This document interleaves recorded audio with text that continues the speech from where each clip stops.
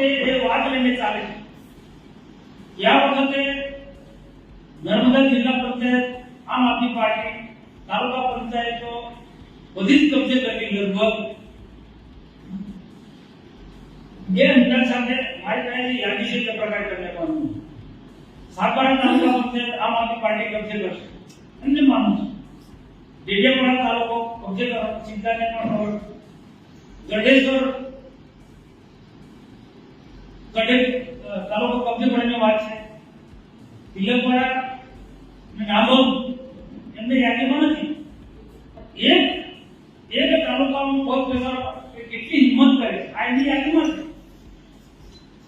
આગામી જો એક સ્ટેપ આપણા કરતા આગળ છે ને જિલ્લો તો બનાવવાનો છે જિલ્લો આમ આદમી પાર્ટી આ એમની વાત છે આ એમના જૂથની અંદર એમના ગ્રુપની અંદર પ્રદેશની અંદર આમ આદમી પાર્ટીની એમને રિપોર્ટ કર્યો છે એ જ વાત કરું છું એને ઉપર કર્યો છે રિપોર્ટ કે નર્મદા જિલ્લાને અમે કબજે કરીએ અને દાખલો કેવો રહેશે રાજસ્થાનનો आप જે પાર્ટી જે પ્રકારે તાલુકા પંચાયત જિલ્લા પંચાયત વિધાનસભા કેટલી લોકસભા કબજે એકદમ સારો ચાલી ગયા આ પૂછે છે એમના નેતાઓ ગુજરાતમાં આમ આદમી પાર્ટી કેટલી તાલુકા પંચાયત કઈ તાલુકા કઈ જિલ્લા પંચાયત અહીંના જે લોકો એમના નેતાઓએ એ રિપોર્ટ કર્યો કે નર્મદા જિલ્લો જીતીશું નર્મદા જિલ્લા પંચાયત ઝઘડિયા વાલિયા નેત્રંગ ત્રણ તાલુકા પંચાયત અમે જીતીશું શું છે એમનું છતાં હિંમત કરીને રિપોર્ટિંગ કરવાનું તાલુકા પંચાયત સાગબારા ડેડિયાપાડા અને ચિત્તા અને ગઢેશ્વર તો હું કોઈ તમને ડરાવવા કે જેનામાં કે આ આની એની તાકાત પર હું આપણે ખુશ થવું નથી પણ વાસ્તવિક એમની જે આગામી પ્લાનિંગ છે એ અંદરથી એ મહેનત કરવાના એમના પ્રયાસો થઈ રહ્યા છે એ અંદરથી મહેનત કરવાના એ પ્રયાસો થઈ રહ્યા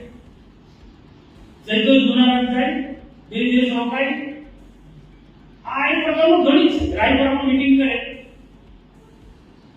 મીટિંગ કરે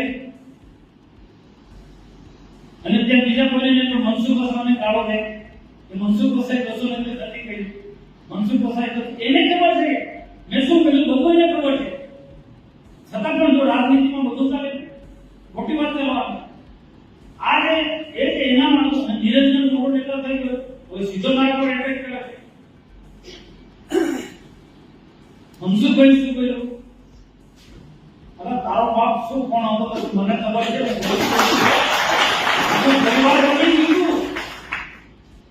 ગાડીની પાટા પર પહેલા આખા પાટા પર લાંબા મનસુખ વસા ભીખ માંગતા હું ના મનસુખ વસામાં હતો આવો મેદાનમાં નિરંજન વસા એના બાપને શું સ્થિતિ હતી રાજુભાઈ ખબર છે રાજુભાઈ કેવું પડે બે સ્થિતિનું તમે જાણો છો કેટલો દારૂ લેવા ખૂબ દુઃખી હતું કામ નહોતું પડતું એમાંથી બહાર બોલાયો છે રાજુને ખબર છે આવા લોકો જયારે આપણને આ બધું દુઃખ થાય અને હું બધા સહન કરે મનસુખ વસાવાના સહન કરે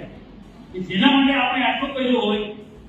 એ માણસ આપણા પર હાવી થવાનો પ્રયત્ન કરતો હોય અને તે તમારું જીવન બનાવ્યું છે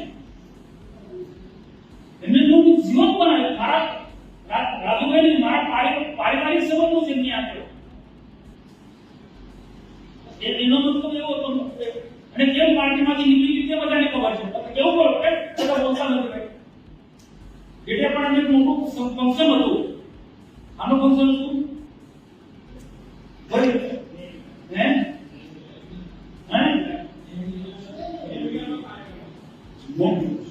મોટું ફંક્શન હતું જે નાગુર તાલુકામાં પણ બધાને મળે આપણે કાર્યક્રમ છૂટ્યા પછી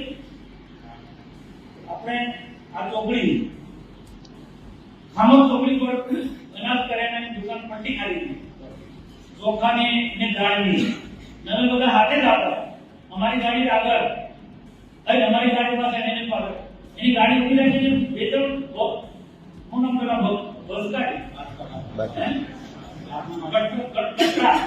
દાળના ચોખાના મૂકી દીધા ફટોફટ એટલે અમે બાકી કેસ થતો તો વચાયો કેવો એને મેં લગાડે માની સામે કાઢી દીધી.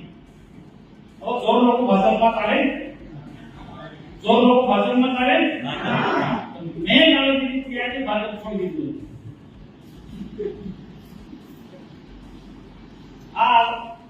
આ વાત છે. તો આવા લોકોને નમણા ના સમજે, એને શું નફટ લોકોને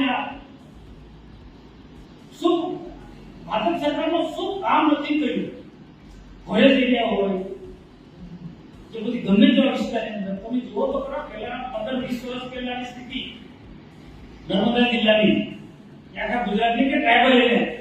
શું સ્થિતિ હતી ને આજે શું છે મોદી સાહેબના શાસનની અંદર કેશુભાઈનું શાસન છે ત્યાંથી જંગલની જમીનો અપાવી રોડ રસ્તા ગોકુળ યા ગામ પીવાના પાણીની શું સ્થિતિ હતી. બેનો ખાડીમાં પાણી ભરાતું હતું માટલા લઈને. આ તો કુવામાં બોર તો હતા નહીં જતા એટલે પછી બોરાયા કેશુભાઈની સરકાર પછી. આ બધું વીજળીની કેવી વાત કરવી પડે. 24 કલાક વીજળી, પછી ખેડૂતો માટે વીજળી, ફોરેસ્ટ વિલેજની અંદર રોડ રસ્તા, ફોરેસ્ટ વિલેજની અંદર રોડ રસ્તા, જંગલ વિસ્તારના ગામોમાં ખાસ કેવું પડે, આ જંગલ વિસ્તારોના ગામોમાં ખાસ કેવું પડે આપણા લોકોએ. પછી પાંદડું નહીં પડવા દે, ગોરાથી આગળ કોઈ જાય તો કોઈ રસ્તો બનાવવાનો સિવાય ફોરેસ્ટ રસ્તા એ વચ્ચે ખબર છે. આપણે આ રસ્તો બનેલો ખાતરો કર્યું કેટલા વિઘ્ન આવ્યા. રિઝર્વ ફોરેસ્ટનો કાયદો, સેન્ચુરી કાયદો, અભયારણ્યનો કાયદો, આની